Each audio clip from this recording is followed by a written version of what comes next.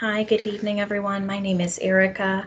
I know you just heard from Dr. Ann Mulsing, one of our geriatricians at St. Luke's Senior Care Associates, and I am a social worker at St. Luke's Senior Care Associates, just hoping to cover some other topics related to driving safety in older adults.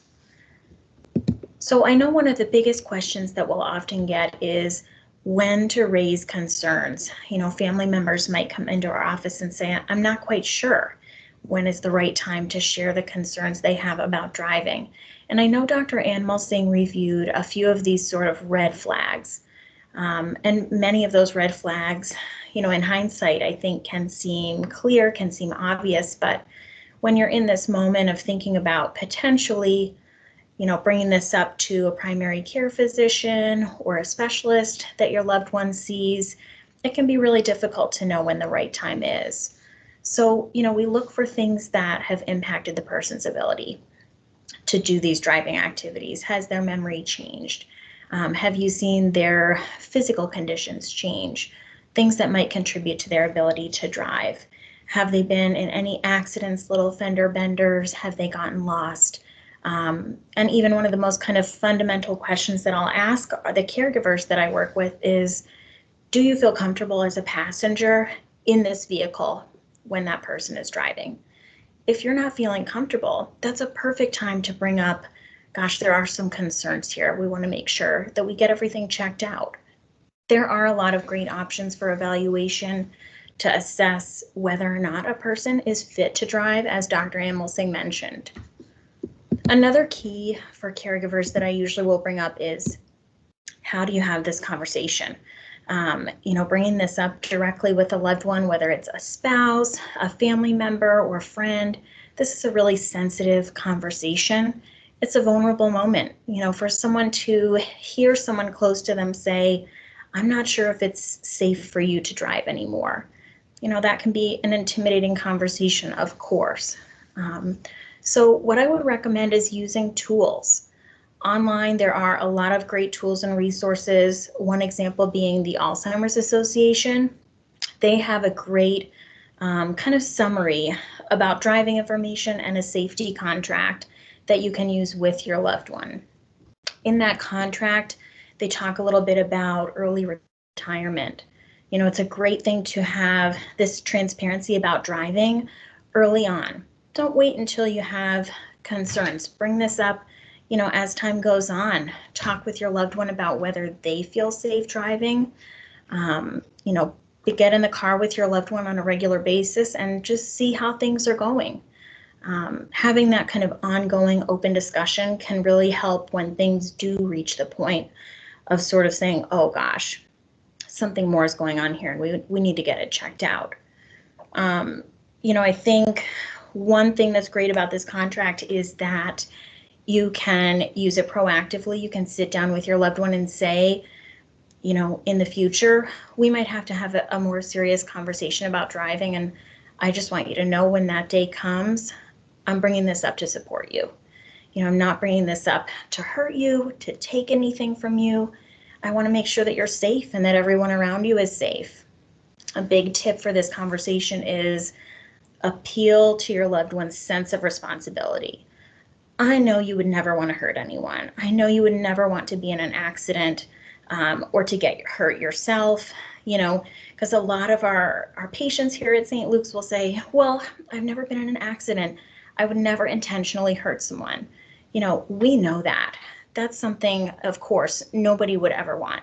So kind of bringing that up to start is a great thing to kind of hook them into the conversation, let them know you trust them, you understand this is difficult, and you're just bringing it up purely for safety reasons.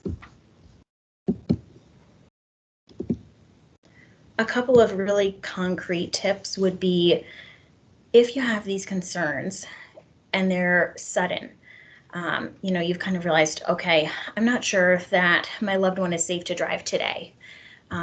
Maybe taking the car to the shop, just to kind of buy yourself some time, give your loved one some time to have these conversations and take driving out of the picture.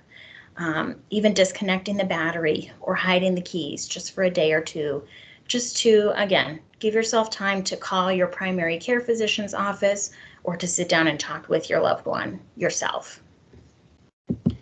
That is a main tip, to talk with your loved one's doctor. The reason for that being, first, it kind of takes you out of the front lines of this conversation. You're bringing it up to somebody who is more of a neutral party, somebody who can sit down and really assess this based on facts, hopefully remove some emotion from the conversation at first, and make it so that you and your loved one are on this team together talking with their doctor. You're not the primary person saying, you can't drive anymore. It can take the off you a little bit. Another reason for that would be that doctor has the capability to report to PennDOT and to report detailed concerns related to your loved one's health. Some questions that I'll get related to PennDOT are, what's next? My doctor just reported my loved one or myself based on driving concerns. What's going to happen next? Can I drive today? Should I wait until I receive something from them? Usually at that point, a doctor will say, stop driving until you hear from PennDOT. They'll let you know some next steps. Usually you'll receive then a written letter in the mail from PennDOT detailing some steps of what to do. They may request additional testing. They may request some on-road testing. And there will be steps as well to go to the DMV and trade out your driver's license for a state ID. A big piece of this driving conversation is also independence. And a tool that we like to use is the My Mobility Plan from the CDC. And this is just kind of a basic document. You can even make your own version of this saying, here are some things that my loved one enjoys, some things they like to do. They want to be able to go to the diner, go to church, go to some activities with friends. If they have a weekly card game, we don't want to take that away from them just because they can no longer drive. So a big piece of this conversation is always going to be, how can I get everywhere? How am I going to get my groceries anymore? Or my medicine if I can't go to the pharmacy? So, kind of putting together a plan. Maybe your neighbor can take you somewhere. Maybe their son or daughter can take them, on a weekly trip.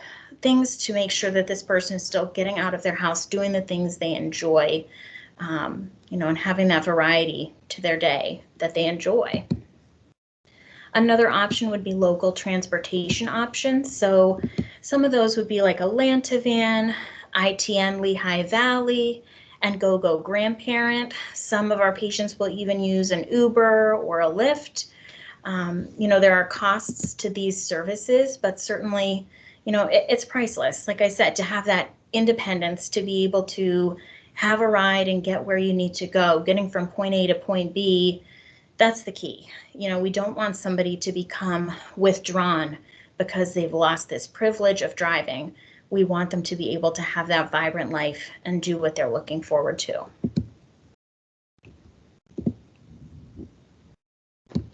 Another option as far as transportation would be considering a home care agency. Home care agencies offer a broad service, whether you're looking for companionship, light housekeeping, if you're looking for, an aide to come in and give reminders or assist with things at the house like bathing and dressing, anything that your loved one might need. But another key part of their service is transportation. Many home care aides have the ability to transport your loved one, whether it's to a medical appointment or for quick errands, going to the pharmacy, going to the grocery store, those little important things that you want to make sure you keep up on. And that can be a great relationship to build. Not only could they offer transportation, but it becomes, something that your loved one can rely on and look forward to, that somebody's coming to see them, that they're going to give them a ride, give them conversation. And again, like I said, keep that variety going for their day. And these services, local transportation services vary by county. I mentioned a few that are commonly used in our area in the Lehigh Valley. Another key piece of information is going to be contacting your local area agency on aging. Usually that's a number that you can just Google. You can take a look online for your county area agency on aging. and give them a call. They often have an information line where you can simply say, you know, I think my loved one is not going to be driving anymore. What is out there? You know, what can I apply for in our community so that they can still get around to where they need to go? And they should be able to give you that information as well. Just going back to a couple key pieces that I want to emphasize. So, you know, the biggest difficult pieces of this are often the conversation initially, and then the follow-ups. So expect that this conversation is going to continue. You know, it's not so simple as, okay, we're going to agree today that you'll stop driving. It's often an ongoing topic. You know, the person may forget that this conversation has happened, or they may forget the reasoning for this conversation. You know, they may say in a day or two, I think I'm just going to go drive to the store. And you may have to sort of remind them, hey, you know, we talked a few days ago, we agreed on this with your doctor. You know, why don't I drive you today? And they may bring it up the following day again. You know, a key piece for a caregiver is to come up with some concise statements.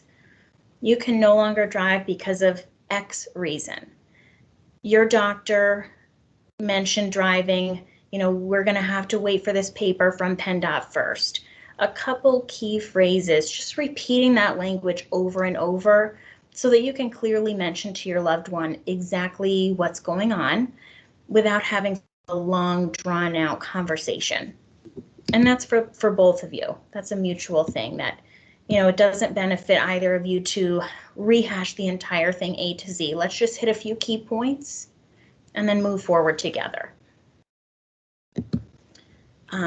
A last key piece will be moving the car can be a huge benefit. Out of sight, hopefully out of mind. You know, if you see your car sitting in your driveway or sitting in your garage, you're going to want to drive it. If your car isn't there, it changes your thought process a little bit. Same thing, if your keys are sitting right on the hook or right on your kitchen counter, your loved one might just think, oh, I'm going to take the keys quick and run this errand with good intention, kind of forgetting that maybe this conversation had happened or that they're not safe to drive. You know, that's a really common reaction when we have this conversation is, I know the doctor mentioned I can't drive, but I'm just going to drive real quick right around the corner. I just want to go visit so-and-so down the block. It's still driving. You know, that's a really tricky conversation to have, but some keys would be that even if you're driving just down the block, unexpected things can happen. Somebody can run into the road, you know, a child's ball or a child's bike can come across the road unexpectedly. And we would never want that type of accident to happen. Some older adults will choose to limit their driving as well. So you might notice that they're no longer driving at nighttime or in bad weather. That's a great thing, you know, to have that insight, that awareness to limit the times that you're driving to ensure your safety. That's a great step along the way. And just monitoring that. You know, if your loved one is taking a little bit longer to come home, maybe they're out and lost. Maybe they got turned around a little bit. So just kind of monitoring those things, keeping an eye, getting in the vehicle whenever you can, and just closely involving the primary care doctor. That's a huge piece to this conversation, just to have that support and have sort of a team of people, not just yourself, but the doctor, other friends and family, kind of on the same page to support you and support your loved one with this conversation. So thank you so much to everybody for joining for this evening's topic. Looking forward to doing some questions and answers with everybody, and we'll see you soon.